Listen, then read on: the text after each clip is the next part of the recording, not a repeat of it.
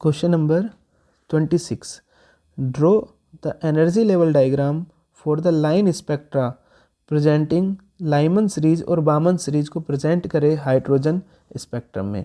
तो आपको पता है हाइड्रोजन एटम में एनर्जी का फॉर्मूला होता है -13.6/n² इलेक्ट्रॉन वोल्ट। अब आप क्या करेंगे, इसमें एनर्जी लेवल आप बनाएं। अगर आप पहला एनर्जी लेवल बनाएं n = 1, इसमें एनर्जी होगी -13.6 इलेक्ट्रॉन वोल्ट।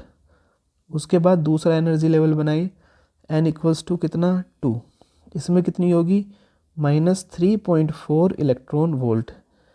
तीसरा बनाए, इसमें n = 3, तो 399 से डिवाइड करेंगे इसको, -1.51 इलेक्ट्रॉन वोल्ट। उसी तरह से ऊपर बनाए 4, n = 4, इसमें एनर्जी आएगी E4 मान लिया हमने। और ऊपर बनाए n = 5, इसमें कितनी एनर्जी आई E5। सोल्व कर लेना इस फॉर्मूले से। उसके बाद यहाँ पर बनाए n = 6, तो इसमें आ गई E6। n = 7, इसमें आ गई E7।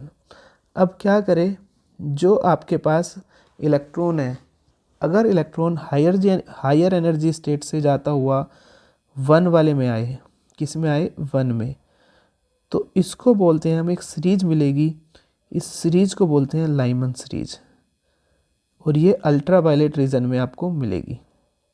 ठीक है। इसी तरह से अगर हम क्या करें, हायर एनर्जी स्टेट से एटम लौटता हुआ n = 2 में आए, तो यहाँ पर भी एक सीरीज मिलेगी। इस सीरीज को बोलते हैं बामर सीरीज,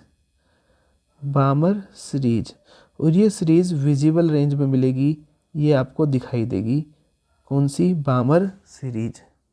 उसके बाद अगर इलेक्ट्रॉन हायर एनर्जी स्टेट से जाता हुआ थर्ड एनर्जी स्टेट में आए, थर्ड में, तो यहाँ पर मिलेगी आपको पास्चन सीरीज, और पास्चन सीरीज में जो होती है वो इंफ्रारेड रीजन में मिलेगी आपको। उसी तरह से आप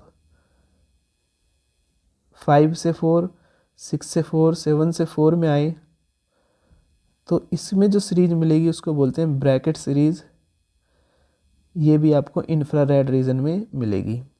और लास्ट आपके पास जो सीरीज मिलती है वो मिलती है आपकी फुंड सीरीज, ये भी आपको इंफ्रारेड रीजन में मिलती है।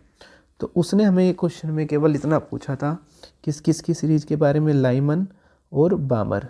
तो ये आपके लाइमन है और ये आपकी क्या है, बामर है। तो लाइमन में क्या होता है, एटम है n = 2, 3, 4, 5, इन सब से कहाँ पर आता है 1 में, ये किस में है, लाइमन में। और बामर में n2 = 3, 4, 5, 6, इनसे किस में आता है 2 में। तो ये आपके पास सीरीज यहाँ पर मिलती है। इसका बी पार्ट देखते हैं। Using the Rydberg formula for the spectrum of hydrogen atom, hydrogen atom में रिडबर्ग फॉर्मूला यूज़ करते हुए कैलकुलेट करना है largest and shortest wavelength of the emission line of बामर series in the spectrum of hydrogen atom. देखो आपके पास lambda का formula होता है 1/λ = r 1/n1² - 1/n2²। अब क्या करना है आपको, सबसे पहले लाइमन कौन सी सीरीज दी है, इसने दी है बामर। तो बामर के लिए n1 फिक्स हो गया 2, और n2 कितना हो सकता है 3, 4, 5, सबसे कम कितना हो सकता है 3, सबसे ज़्यादा कितना हो सकता है इनफाइनाइट। तो 1/λ = r 1/n1 तो फिक्स हो गया 2 का स्क्वायर। अब आपको n2 चेंज करना है। तो अब आप क्या करेंगे, इसमें सबसे पहले आप लीजिए कि वो इनफाइनाइट से कहाँ पर आ रहा हो 2 पर, मीन्स ये वाला केस है, इनफाइनाइट से कहाँ 2 पर। तो क्या बनेगा 1/λ = r 1/2 का स्क्वायर - 1/∞। तो लैम्डा की वैल्यू आ गई 4/r। तो लैम्डा = 4/r की वैल्यू 1.097 × 10⁻⁷। तो आप इसको सोल्व करेंगे जब, तो ये वैल्यू आपके पास आएगी लैम्डा की 4388 एंगस्ट्रॉम, 4388 एंगस्ट्रॉम। अब इनफाइनाइट से 2 लिया है, अब आप लेंगे 3 से 2 में, ठीक है। तो 3 से 2 आप लेंगे तो 1/λ इक्वल्स टू आर 1/2 का स्क्वायर माइनस 1/3 का स्क्वायर। तो आर 1/4 माइनस 1/9, तो 1/λ इक्वल्स टू आर 5/36। तो लैम्डा की वैल्यू कितनी आ गई 36/5 आर। तो लैम्डा इक्वल्स टू आपके पास आया 36/5। इसका मीनिंग बचा 7.2/1.097 इंटू 10⁻7।